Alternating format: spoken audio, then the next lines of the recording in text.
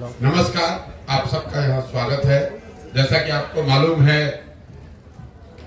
2 अक्टूबर 2022 से जन सुराज अभियान के तहत जो पदयात्रा हम लोगों ने पश्चिम चंपारण के गांधी आश्रम भितिहरवा से शुरू की, उसको अब करीब करीब 18 महीने 4 दिन हो गए हैं।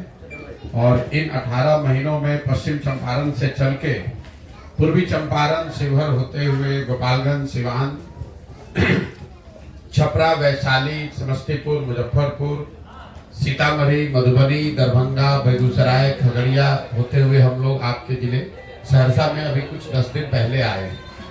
अभी मैं सहरसा में करीब 15 से 20 दिन और रहूंगा।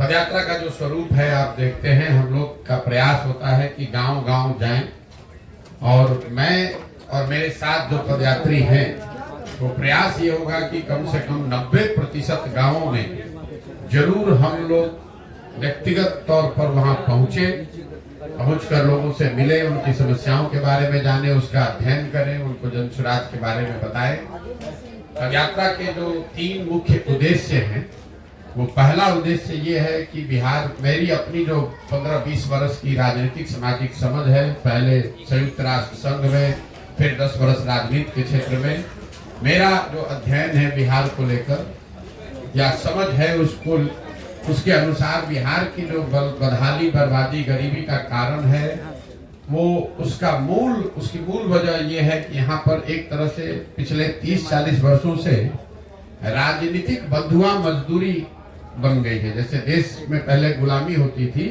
वैसे बिहार में राजनीतिक तौर पर लोगों की गुलामी हो गई है, चाहे वो जात के नाम पर हो, हिंदू मुसलमान के नाम पर हो, या भाजपा के डर से लालू और लालू जी के डर से भाजपा।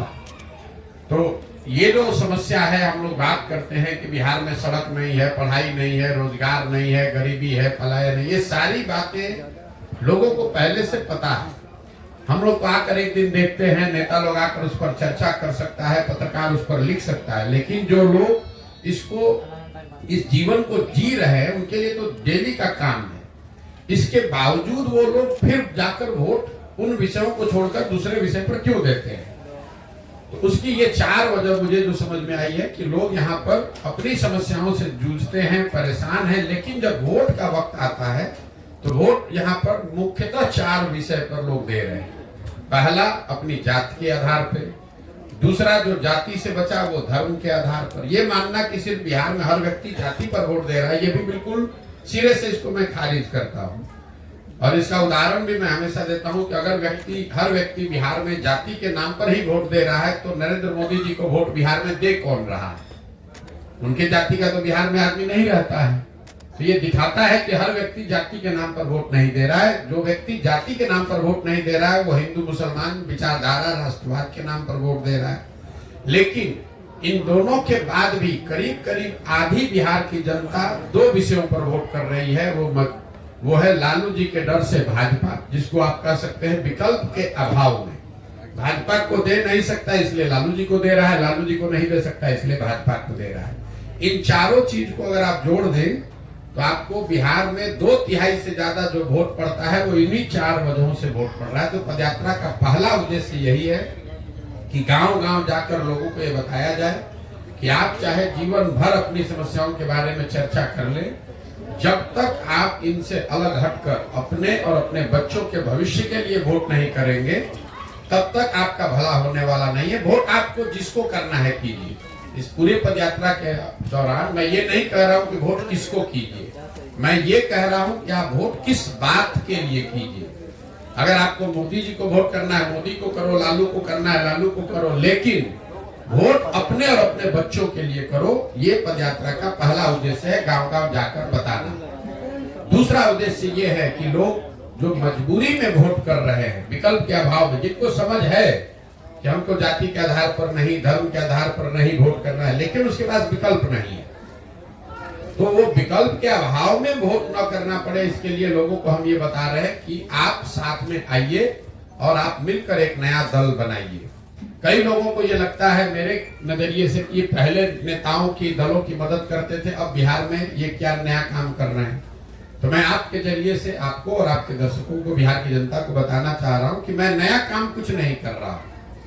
जो काम हम पहले कर रहे थे वही काम कर रहे हैं।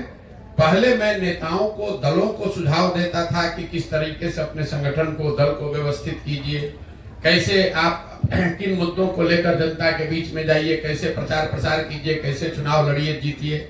वही काम हम आज कर रहे हैं। फर्क बस इतना है कि पहले दल और नेता के लिए कर रहे थे, अब बिहार के समाज के लिए कर रहे हैं। तो पदयात्रा का दूसरा उद्देश्य है कि लोगों को, समाज को बताया जाए, और जो लोग राजनीतिक तौर पर जागरूक हैं, नया दल, नया व्यवस्था बनाना चाहते हैं, उनको संगठित करके उनकी मदद की जाए ताकि बिहार में एक नया दल, नया विकल्प बन सके।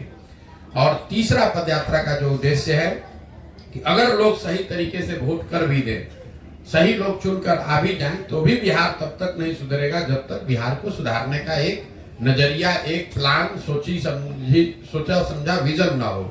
तो इस पदयात्रा के दौरान एक लक्ष्य ये है कि बिहार के 8,500 पंचायतों का जमीन पर अध्ययन करके, विशेषज्ञों की राय से, लोगों की सलाह से हर पंचायत का एक 10 वर्षीय योजना बनाया जाए, ताकि लोग ये देख सके वोट करने से पहले कि उनके पंचायत को अगले 10 वर्ष में विकसित बनाने के लिए जन सुराज के पास क्या योजना है, क्या प्लान है। उस योजना को बनाकर पहले जारी करेंगे, लोग उसको देख पाएंगे, पढ़ पाएंगे, उनको ठीक लगेगा तो जुड़िए, ना ठीक लगे तो कोई बात नहीं है।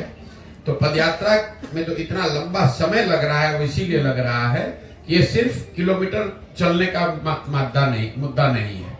ऐसा नहीं है कि मुझको इसको साल भर में करना है कि 2 साल में करना है, 3000 किलोमीटर चलना है कि 8000 किलोमीटर चलना है, कोई चीज निश्चित नहीं